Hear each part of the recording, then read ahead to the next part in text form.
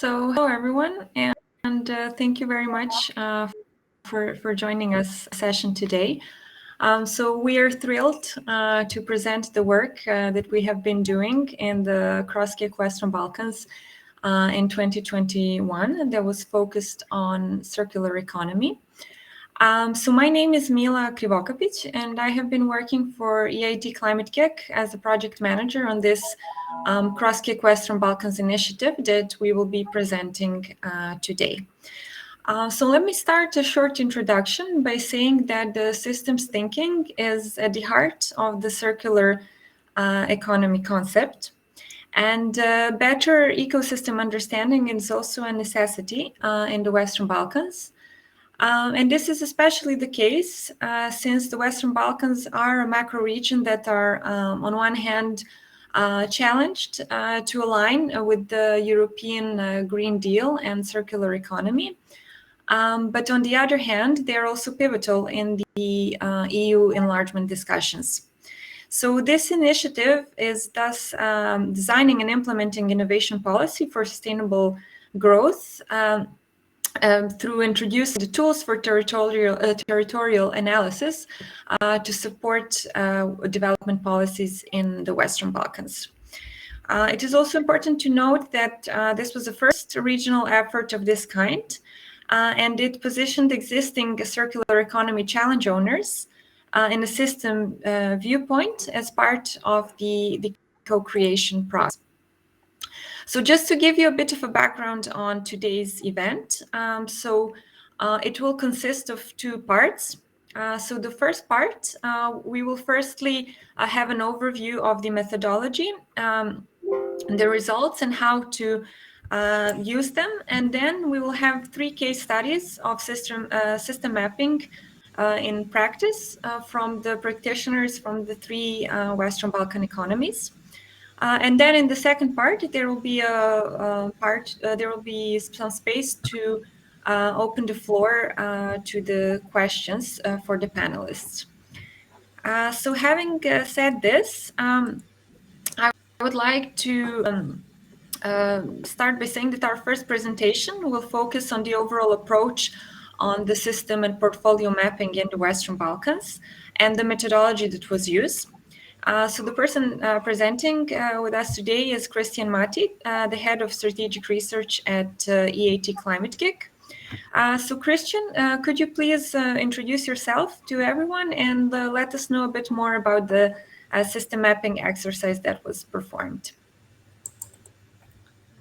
Thank you, Mila. My name is Christian Mati. I have been working in Climate KIC for 6 years already. I'm based in Brussels, and my role is trying to bring scientific and technical knowledge to the practitioners. And indeed, this experience in the Western Balkans has been a collaboration between the different researchers and policymakers in order to bring new ideas about system mapping and the idea of innovation portfolios to improve the understanding of the different opportunities on circular economy in the macro region of the Western Balkans.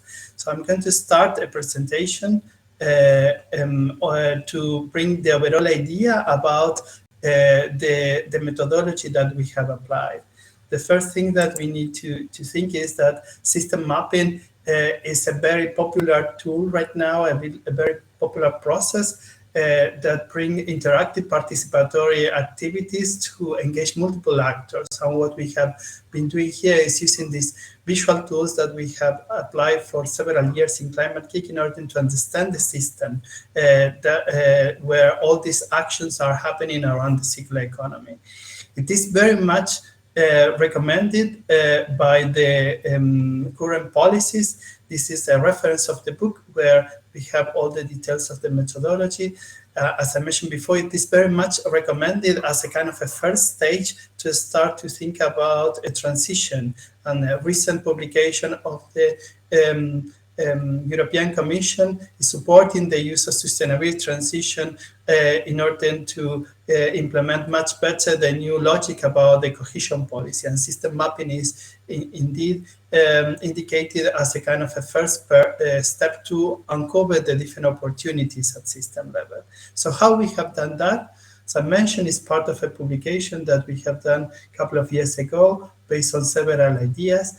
And the method in general is called challenge-led system mapping because it's very much based on the challenge of each region, country, or project that is facing, and the system mapping is tailor-made according to that process. So we have designed the process with all the practitioners and the researchers in the ground. We have decided the framework with the different elements that needs to be included in the system mapping, and we have run that as part of a participation process. And as you will see later in the other presentations, we have curated this knowledge and we have interacted with policymakers and also with the practitioners in order to understand what is going on as part of multiple workshops that we have delivered last year and different data that we have analyzed.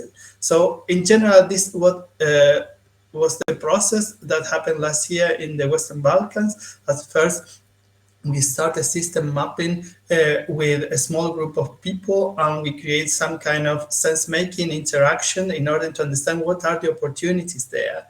And as part of that, we open up the discussion with the policy workshops in each country in order to identify what are the different opportunities there and try to prototype potential actions. At the end of this process, we bring all this information and all these initiatives together with other organizations as the OECD, the Commission, and other the stakeholder platforms on circular economy to discuss what can be done there.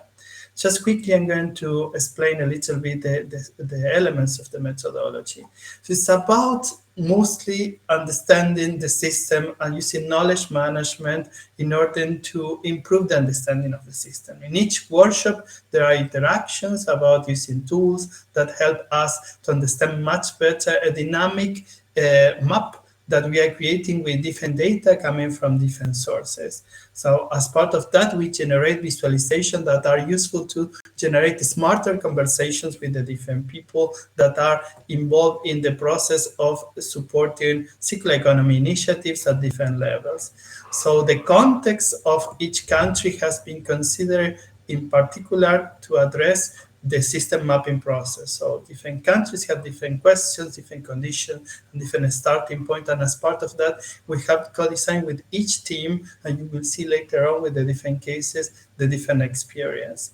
So the main elements that we get is a kind of a system map as part of a network map where we can see the different elements on the portfolios, including projects, but also other initiatives. So you can see the different type of actors that are involved there, but the different areas, and you can see different type of relations between them, but also the different type of thematic areas that can be covered as part of a systemic approach on circular economy. At the end, I just want to highlight this issue about portfolio analysis. So the idea is that what we try to see here is a constellation of different actions that are coming together.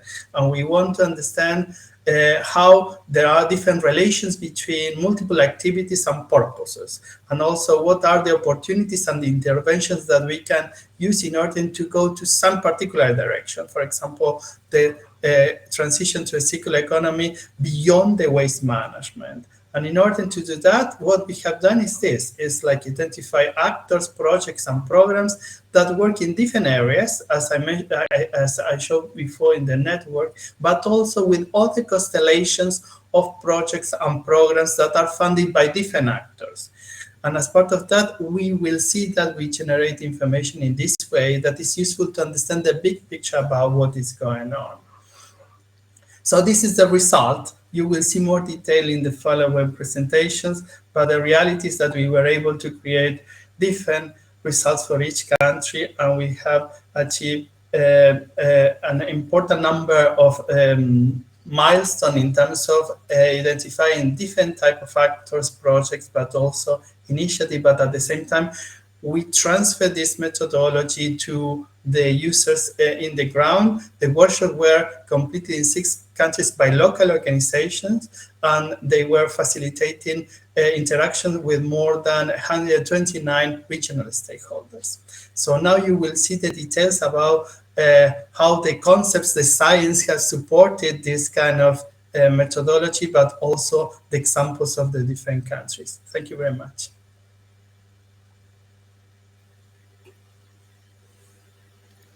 So thank you, Christian, very much for this presentation, for providing us with this methodological overview. So now that we have presented this overall process, we would like to deep dive on the intermediation in complex ecosystems.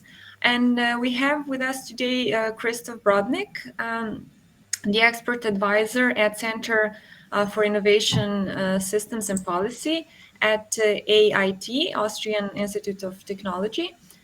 So Christoph, could you please introduce yourself briefly and give us an overview on the role of intermediaries in complex ecosystems? Sure. Hello, everyone, and thanks, Mila, and thanks for this very long job description and for introducing me. My name is Christoph Brodnick, Austrian Institute of Technology in Vienna, as Mila already said.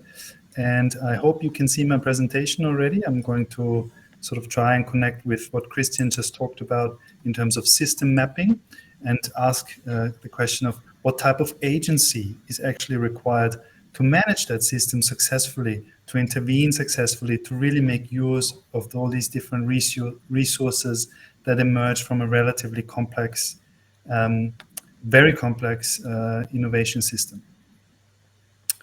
So here on the left, you see the result of that system mapping.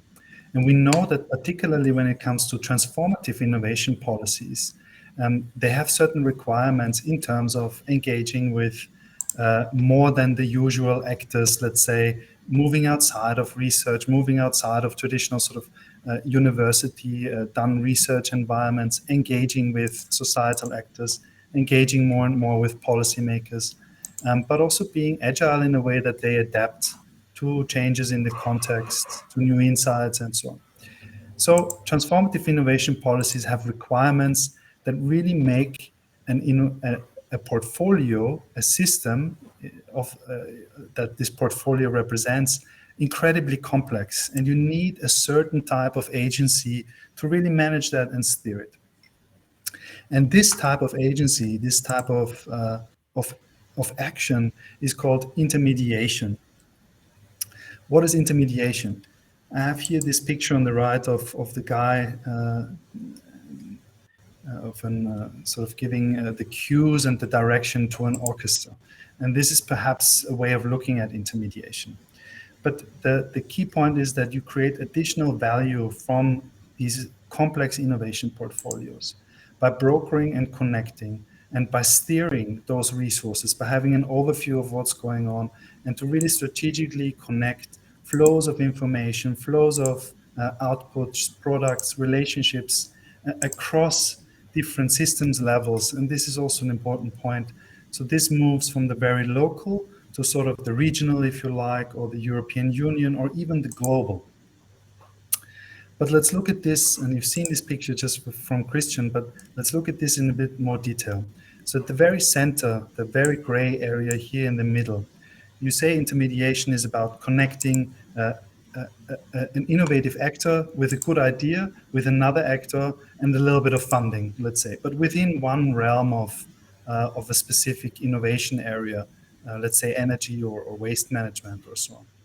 But then it's about sort of branching outwards. You connect what you have just created with a different guy from a different university, with an industry actor that comes from a completely different sector, from a resource stream of a different program, let's say, and you start branching out sort of as you go. And all of that in here, in between, is actually what we consider intermediation. But what are the specific activities branching sort of from the inside out? Well, sort of in the very heart of it, at this very gray area in the middle, it's really about facilitating new and productive relationships, bringing people together that haven't met before, creating lasting relationships between them, giving them a sense of purpose and a vision. By doing that sort of over time, consecutively, you are starting to create local innovation communities and binding them together in a specific city, let's say. You also start to introduce learning and knowledge exchange activities to those actors that you bring together, and you start building capacity and empowering them to act by themselves, to be entrepreneurs, and to be bold in their innovative ideas. So this is at the very heart of that. And importantly, it creates really the resources for doing all the other stuff that was sort of more branched out. Yeah, the more, we call this in a paper we have just written, a higher system level. So this more sort of further out activities that I've just shown you before. You create the resources for doing that. And the activities here then are about developing and tailoring innovation systems. Making sure that the governance arrangements, for example, for a particular innovation system are in place and are functioning. It's about connecting regions with each other, so brokering horizontally, but also starting perhaps to connect between policy levels, so regions and national level. It's having then here at this level the strength to actually pull different projects from different programs together and embed those outputs that they generate into standards, into norms, into regulation, whatever it is, but it happens sort of at the pooled level, at a higher level. And here it's also about then engaging with incumbent actors that would not necessarily connect with a specific innovation project. Sometimes it happens, but mostly it's more sort of the overall picture that different innovation projects together in combination can create to really get the interest of those incumbent actors on board. And this is somewhat of a circular process. Again, the resources, the bits and pieces that you create in the center help intermediation at higher system level. And again, the intermediation connects back to the center, to the lower system level to do the intermediation activities listed here above. And that's my part of the presentation. Thank you.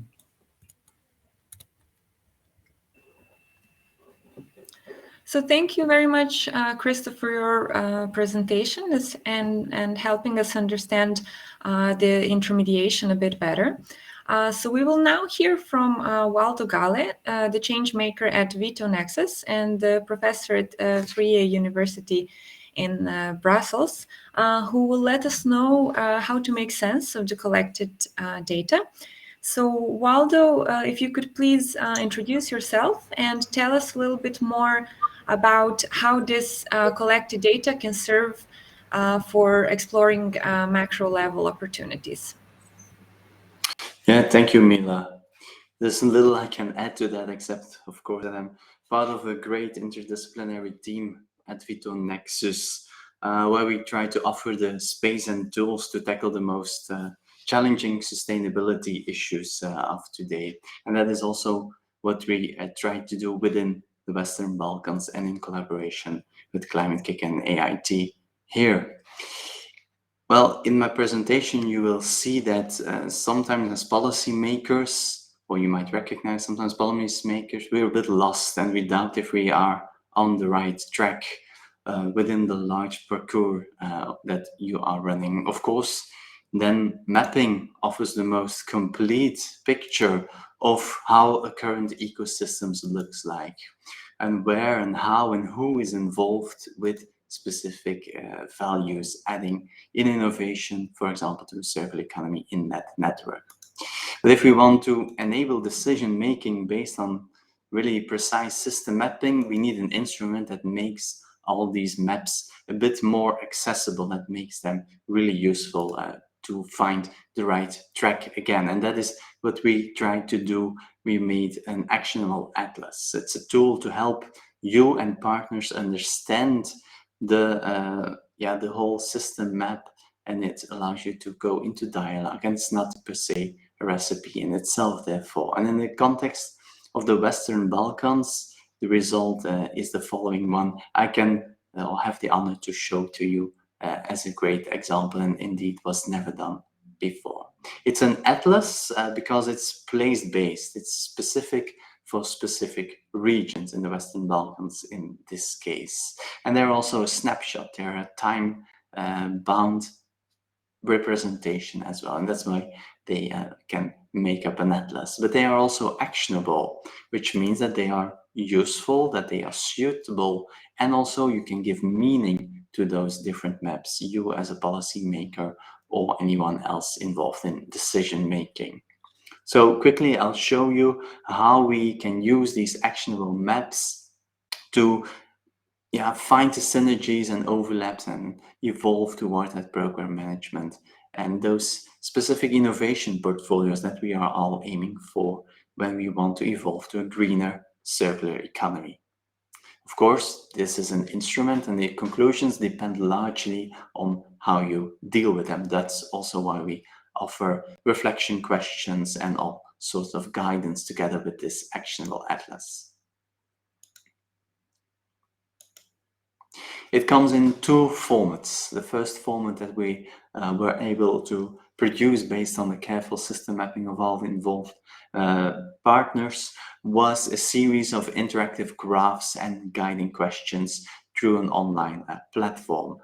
These different graphs bring together in rather traditional formats such as graphs, bar graphs, what, for example, the different share and number of projects that were mapped was for every different country. And so it allows different countries to explore who was most involved in raw material management, who is a forerunner in digitization, or for example, what different other priorities there might be. And so you can find your neighboring regions and try to learn from each other how it comes that they are so involved in other thematic priorities. But we can also sort the whole map and combine priorities to different type of actions and see not just what is interesting to learn from the others, but also how you can collaborate and bring together different sets of activities and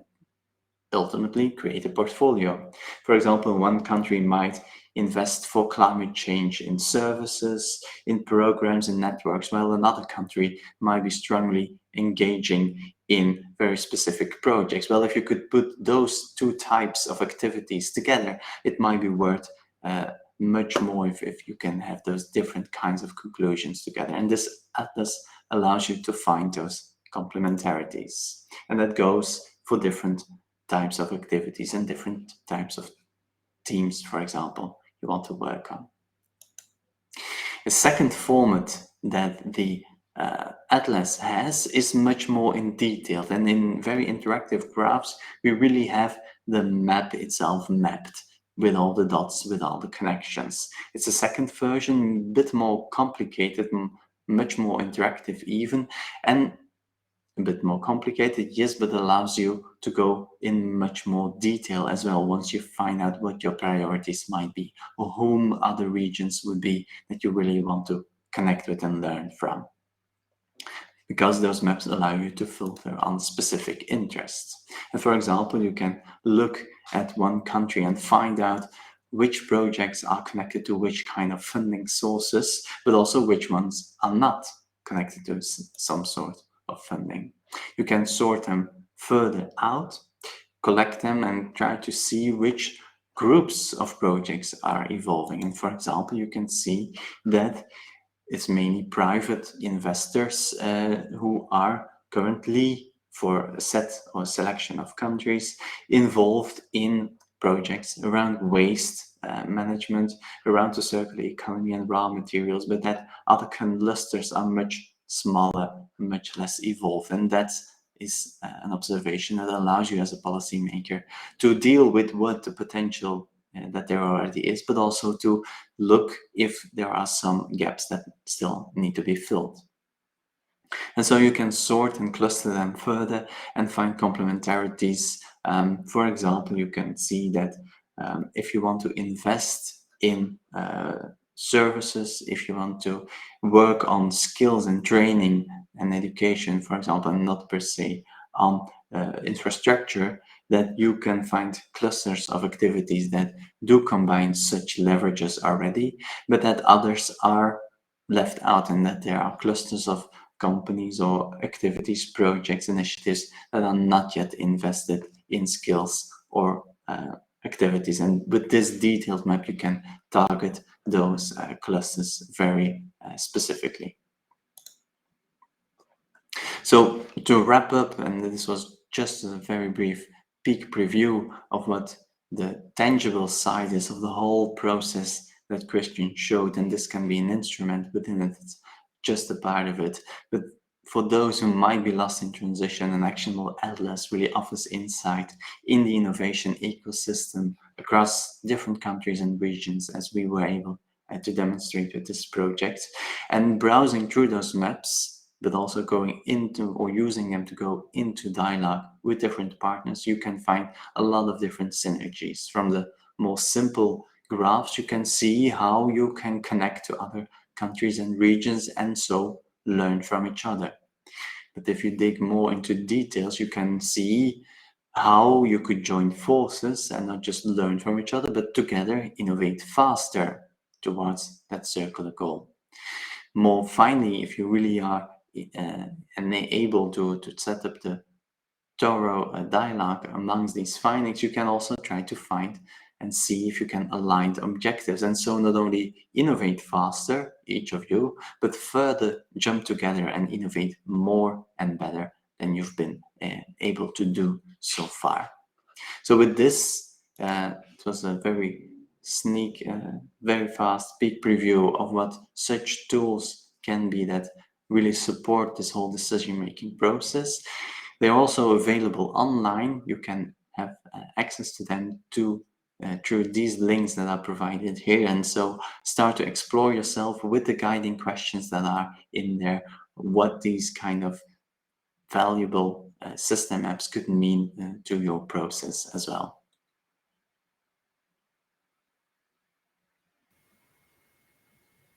Thank you very much, Waldo, for showing us, as you said, the sneak peek of the atlas, and for actually helping us to see how we can look further into data, and more importantly, actually see how this data can be used in decision making.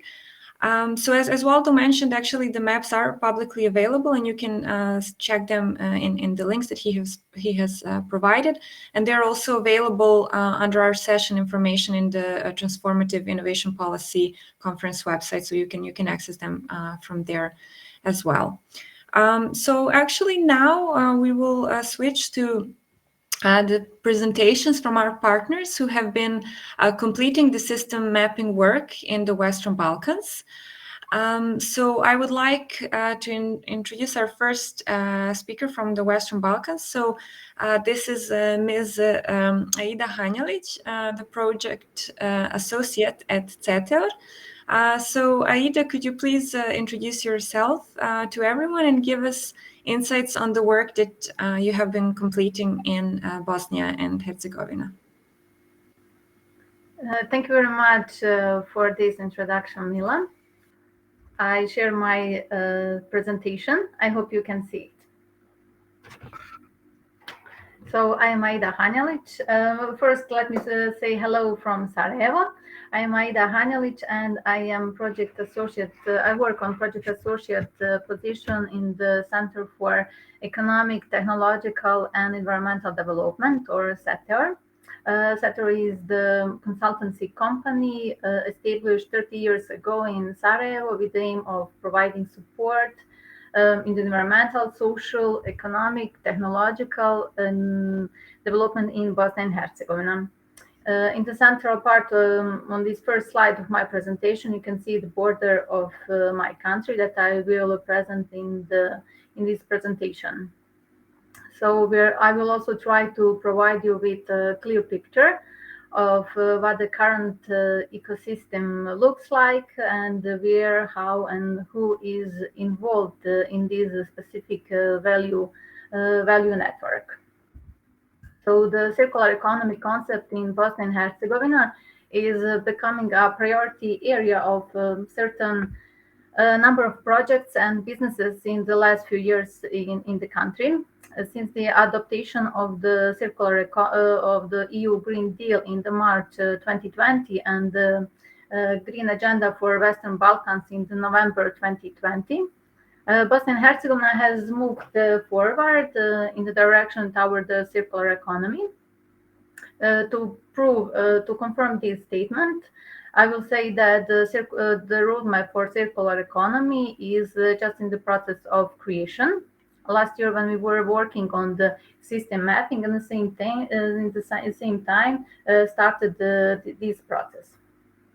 So this circular economy roadmap is a very good example and of collaboration of various actors with background in the circular economy, economy and environmental protection, since in the process are involved various actors and international organizations, SMEs, and local organizations from Bosnia and Herzegovina and Serbia. The main purpose of this roadmap is to encourage the investments and changes in the local legal framework. Also, in the strategic, when we talk about the strategic framework, the environmental strategy and action plan of Bosnia and Herzegovina is also in the process of creation. In this strategic document, the term of the circular economy is mentioned on 11 places. That is not so. It is not so good, but it is a good base. It is present a good base for the all further projects in this area. I also have to headline that the first call for project proposals for the circular economy, launched by national authority at the federal level, was published this summer. And SETER, the company that I'm coming from, is one of the grantees. So in the next in this year, we will work on capacity building for representatives of the national and the local authorities, and we also launched on one campaign, promotion campaign, with the aim to raise awareness and knowledge about the circular economy in Bosnia and Herzegovina. So these three examples are really a good base and information that the circular economy is starting to be a recognizable concept in Bosnia and Herzegovina. So this slide is just showing the first page of the environmental strategy and action plan 2030, where the circular economy is mentioned 11 times.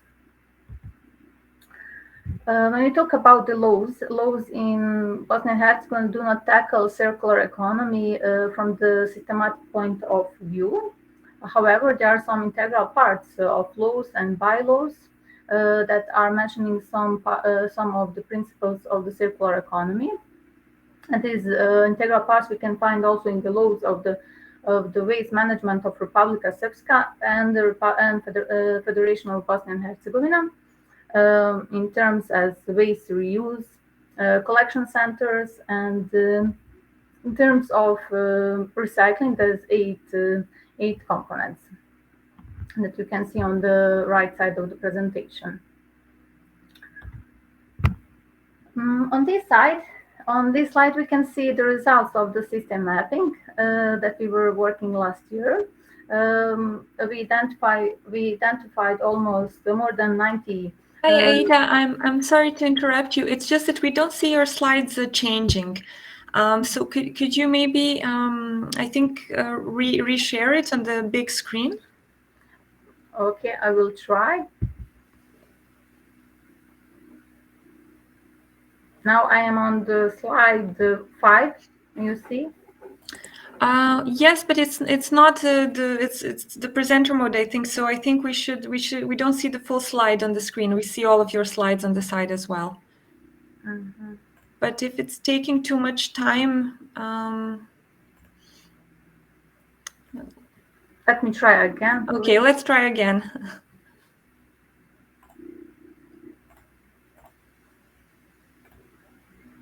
Is it better maybe now?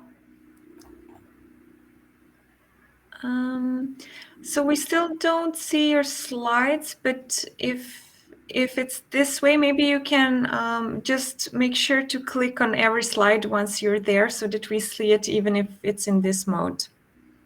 Because now we see slide 5, for example. Yes, I'm exactly on the slide 5 because I'm talking about the results of the system mapping. Okay, just make sure when you're on slide 6 just to click on that slide again. Thank you. I will. Thank you. So here we can see the results of the system mapping that we were working last year. So here we are having first we made Excel data about we found out about more than 90 different actors, actions, and activities in the field of the circular economy in Bosnia and Herzegovina, and put it all in Excel document. And after that, we put it in one application where we got this map. So here you can see 4 main areas that we clarified as knowledge sharing, the green dots. The renewables are in the blue dots. Raw materials are colored with yellow dots, and the orange dots are local manufacturing. So I will now go on the 6th page. On the slide 6, where we identified within this system mapping, we identified the main actors. So the international organizations, NGOs, and startups with small, medium enterprises are changing the whole system in the country. So international organizations are providing financial support. Non-governmental organizations are mostly working on the capacity building activities projects, and innovations are mostly given to the startups and small medium enterprises, in fact the businesses. Since the circular economy is a large concept, in the future we for sure need to include much more the regional and local development agencies, ministries and public institutions, as well as industries and universities. We all know that knowledge and skills are very important for the circular economy. Unfortunately, the universities in Bosnia and Herzegovina are tabula rasa, or the place where we should. There is a lot of potential to develop the concept and the curriculum of the circular economy. It is obvious that there is a lack of education programs at all universities in Bosnia and Herzegovina. So the academia, it should be just more involved in these ecosystems. Within this system mapping, we did one classification where we found that about 83% of the identified project activities are mostly projects.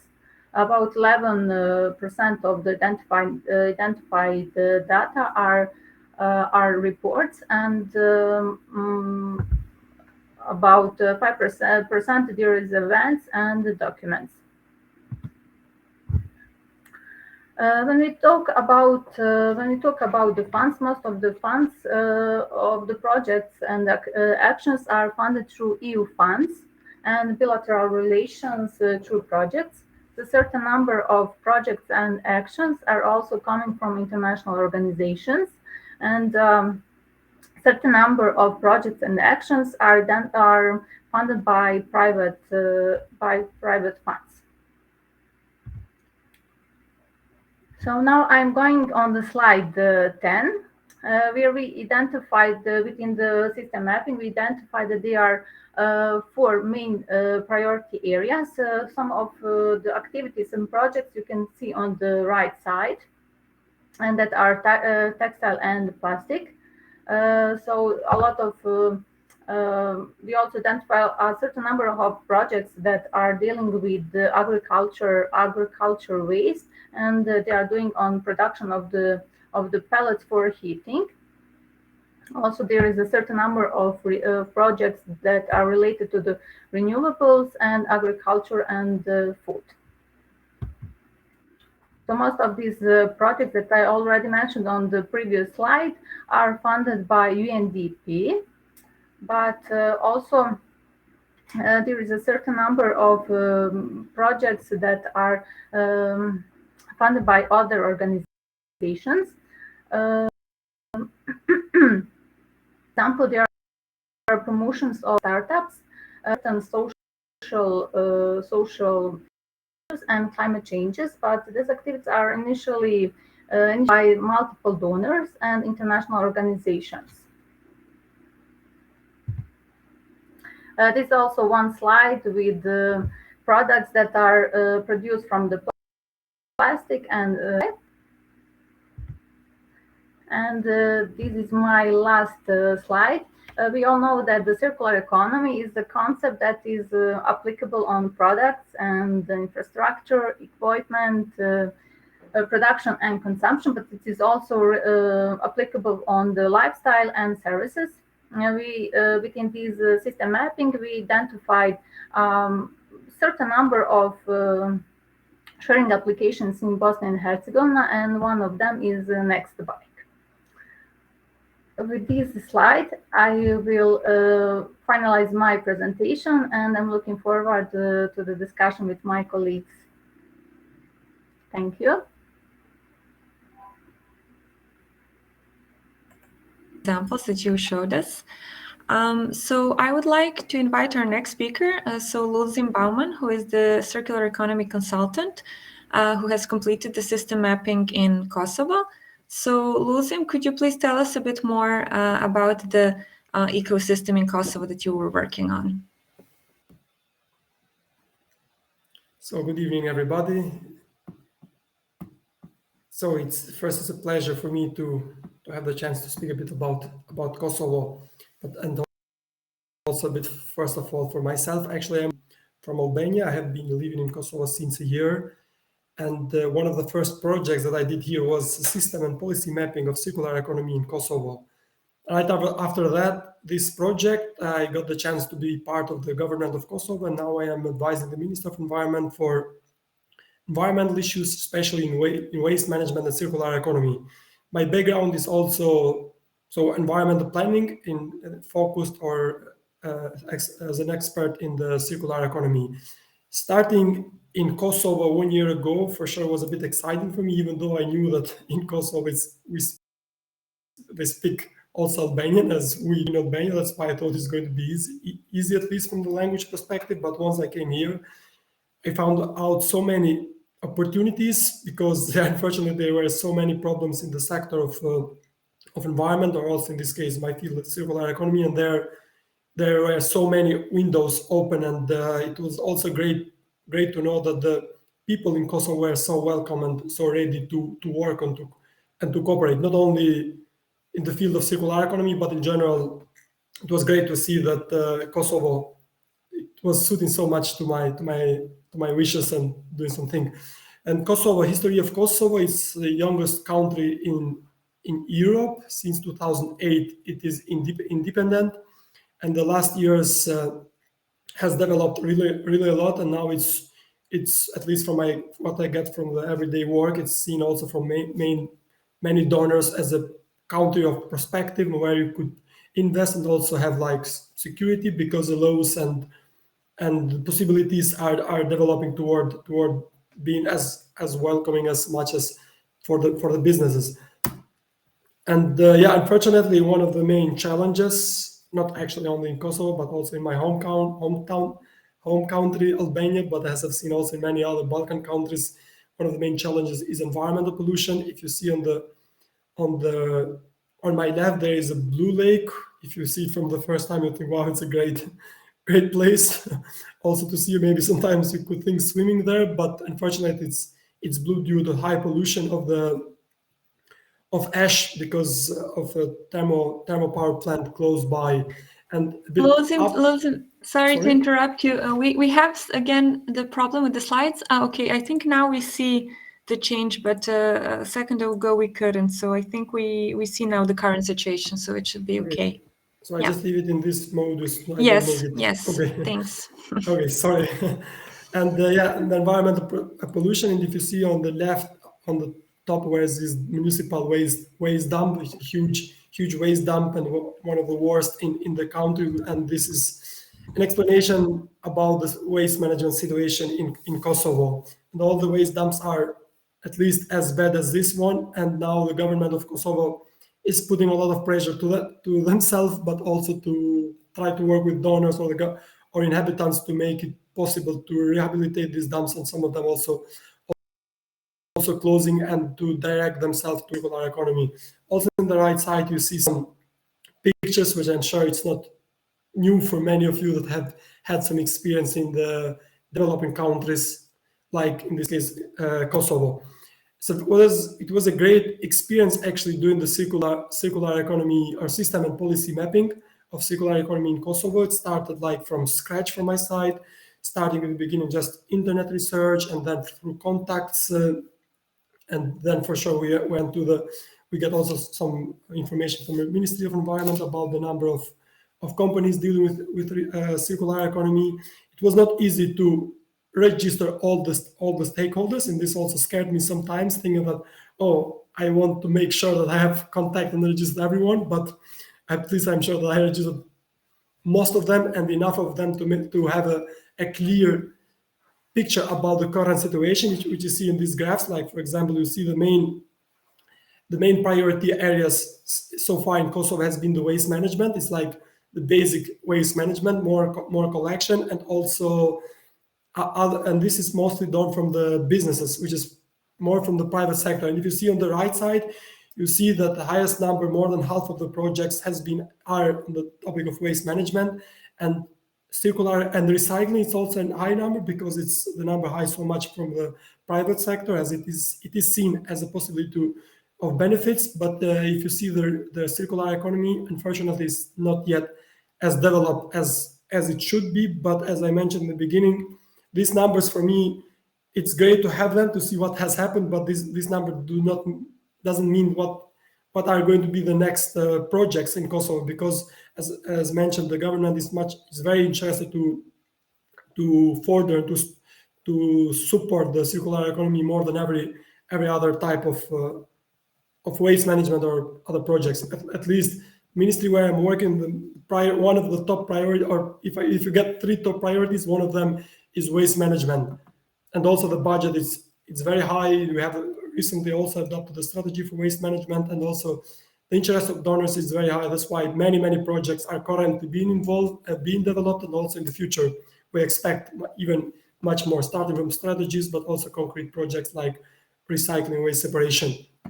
And about the investment of donors per sector, if you would see, it's still waste management is being the biggest part, and starting like EU and Germany mostly, or at least they have started with some circular economy projects like waste separations, and also some small pilot waste separation at the source, and some other recycling centers.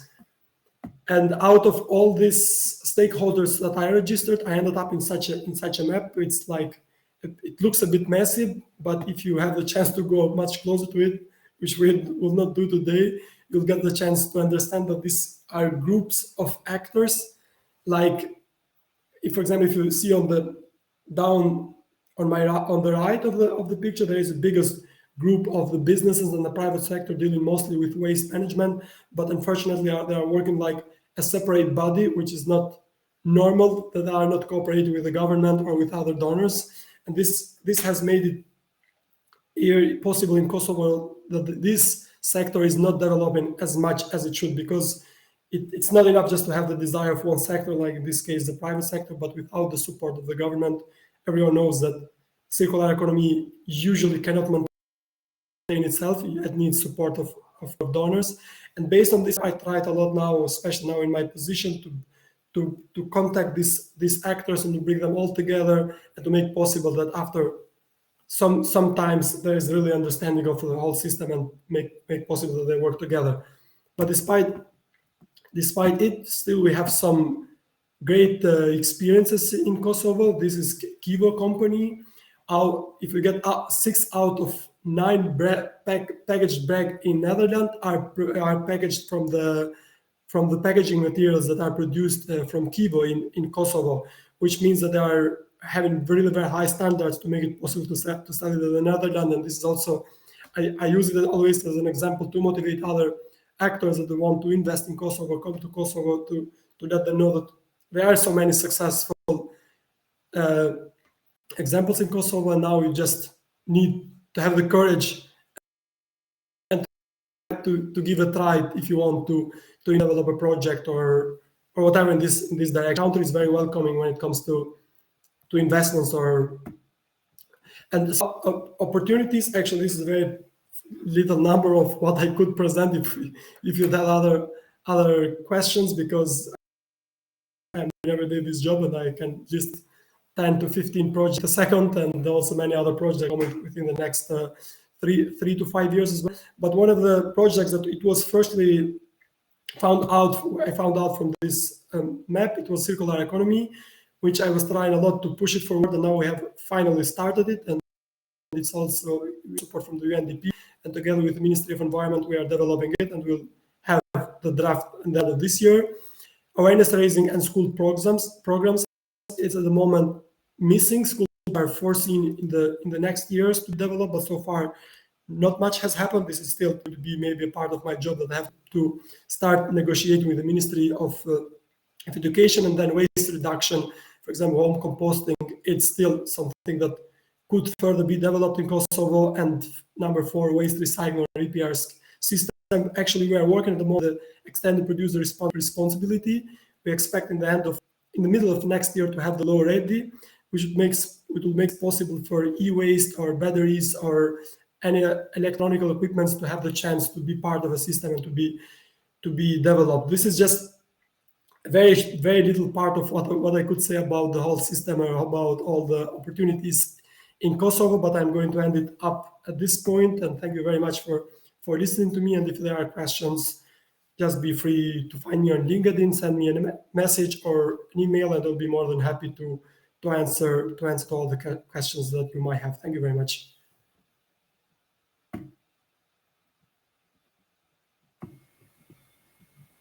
Thank you, Lulzim, for giving us an insight of your experience and work. So next, and as a final speaker, we have Milan Veselinov, the founder and director of CROSS-KIC. So Milan, if you could just please tell us a bit about yourself and what were the key discoveries you had in Serbia. Thank you, Mila, very much. Thanks for the TIP conference organizers for providing us an opportunity actually to talk a little bit about the systems thinking and systems mapping in the Balkan region. I can confirm that this is a rather novel approach in this region to how to tackle topics. And that's why we had to organize a little bit, let's call it a less direct way to talk about the systems thinking in general.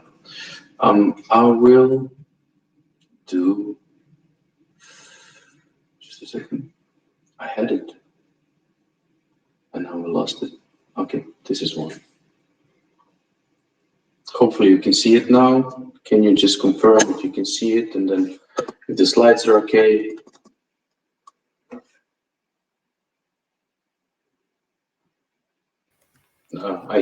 Yes, Milan, it's fine. Great.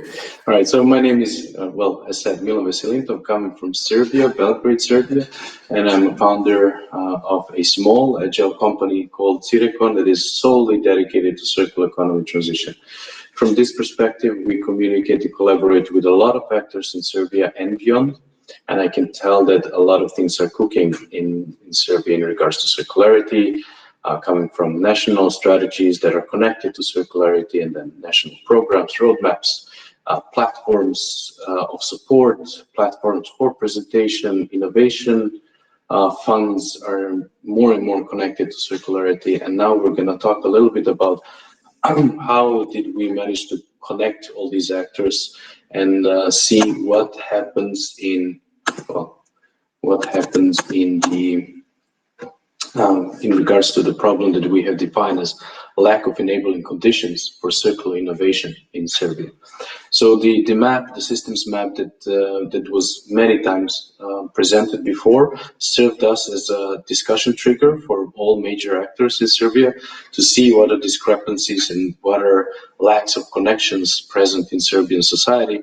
And from that moment, we have designed a process that led participants that actually consisted of 33 highly influential and, majority of them were highly influential actors in a process to design prototypes of policies or systemic policy that will connect different actors, and then that will basically produce impact of fostering creation of these enabling conditions for circular innovation. The final result was consisted in these 3 dimensions, and basically what we realized is that we need to go through a cultural change in regards to how do we treat and how do we see products and stems as stems. And then again, also talking about the value system of how the society perceives products, using of products, wealth, ownership, etc., in order to also understand why do we need this kind of innovation in regards to circular economy. And then the second dimension was really a support systems that are developed to basically to do their primary function and to support further systemic development of this innovation. And then what was many times mentioned from all 33 participants in this process was collaboration stream to create a functional impact, not to create collaboration per se or to create collaboration focused on a specific process, but really to create a systemic and dynamic ecosystem of this kind of innovation that goes towards circularity. Based on the first map, we have also mapped 110 situations, out of which we have extracted 22 systemic barriers. And based on these systemic barriers, we have created a system map that there was basically a basic systems dynamics, from which we managed to extract even less very important dimensions of how the system will evolve and create some kind of a very let's call it a skeleton for potential roadmap of how to enable also the commercialization of innovation, not only to stop on the innovation in regards to circular economy, but embedding it into how the business system functions in Serbia, and that is based on circular innovation. Out of this, we have, in collaborative way, through 3 workshops, created some kind of initiatives that could be presented as policy drafts or policy prototypes, and they are referring to different points. You will see also in the background the different points of these knots or these loops, and enabling different kind of developments that will guide circular innovation even further. So Milan, sorry to interrupt you. Just we will only have 2 more minutes left, so if you could slowly wrap it up, thanks. Thank you very much. So wrapping it up, we had I think it was 5 or 6 different dimensions that were tackling different actors, and always trying to connect them into collaborative way, and also fill the gaps that were recognized during this whole process. Okay, I will not go further into details, but at the end, what we realized was that we have major players that are disconnected, and that do have disconnected problems per se, and that the smaller players are actually not very much heard in the story of circular economy. What we've mentioned to do is also bring these smaller players and realize that what we need to create is more people involved, not the big ones and small number of them, that will be synergistically connecting activities in order for all the problems to be addressed in a proper way in this systemic innovation way. So just to wrap up, we need to do this in a collaborative manner between countries and also between regions, between cities, and also between innovation and research actors and business actors as well. That was from my side. Thank you very much for the time provided, and if any further questions are there, I will be happy to answer them. Thanks. Thank you. Thank you very much, Milan. And I would like here to, because we don't have more time, I would just very quickly like to thank, of course, our panelists and for everyone who has listened to us today.